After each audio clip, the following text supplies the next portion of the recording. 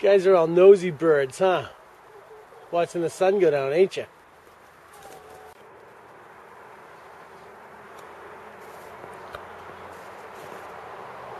Can't get enough of sunset chemtrails. And there they go, laying down a fresh one.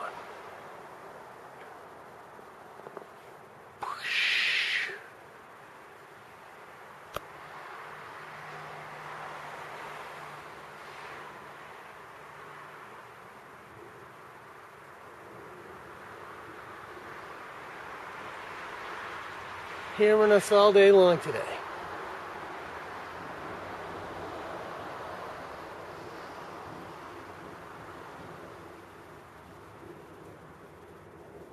This ought to look really pretty when the sun gets underneath it.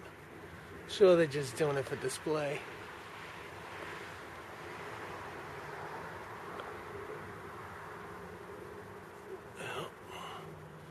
You're crazy, that's normal. It's all normal. That one's really pretty. I gotta say, that's a pretty poisonous cloud, isn't it? Looks like a mountain. It's Mount Everest in the distance. No, it's a chemtrail.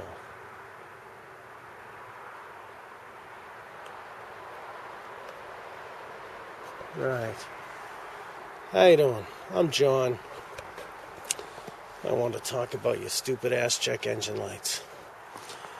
So you get a evap leak in your car, you might get a, is it a 4? I forget the numbers. I suck with numbers. I'm ambidextrously dyslexic. But you might have a small evap leak and your check engine light comes on. It's like, oh my God, what do I do? You could ignore it, but what if you need a sticker? You gotta go get a fucking sticker and your check engine light on. You can't get a sticker. And it's not like the guy in the garage can say, hey, don't worry about it. Get you a sticker. It's only a stupid check engine light. Don't mean nothing. You gotta plug into the computer and the state is gonna read your check engine light. So the car you paid for, the car you take such good care of, the car you love and wash and put gas in and change its oil and make sure the tires are full of air, it's going to pull into that garage and it's going to give evidence against you. Your car that you pay for is going to give evidence against you and say, he's polluting. You got to make him dump money in me. Shut up, chickens. But the worst part about the evap leaks, is I live in New Hampshire. We only had to start fixing them, 2-3 years ago. Didn't matter up until recently. So we got to ignore them. We didn't care about them. But now we have to fix them, and I had to get involved. So the funny part is, if you have an evap leak, and your computer can figure out you are leaking, you have a hole in your evap system as small as 10,000ths of an inch. But to figure that out, it has to do something before it figures that out. It has to shut a big valve down that's normally open to the atmosphere. And the hole in this valve is big enough to stick a broomstick in. You can fit your thumb in there and wiggle it around. And this is open to the atmosphere, and it's open all the time. I check for these leaks by sealing up the system. I'll close this valve, and I'll fill the system full of smoke, and I'll look for smoke, and if I'm lucky, I find the leak.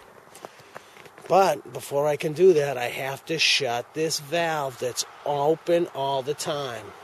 It's called, what the hell is it called? It's called,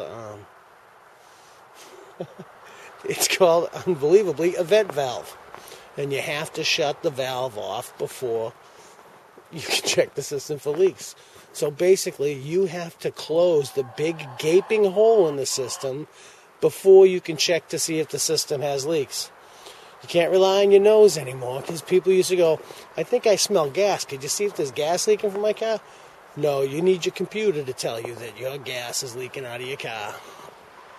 When it isn't, or it thinks it is. But all it's going to do is cost you money, and it makes people sell their cars, because they don't want to put money into this car. Oh, it's got 100,000 miles on it. I better go spend $20,000 to buy another one that it's going to go bad in 3 or 4 years anyways. You have to put some more money into it. Oh, that's all I want to say. Have fun. Drive slow.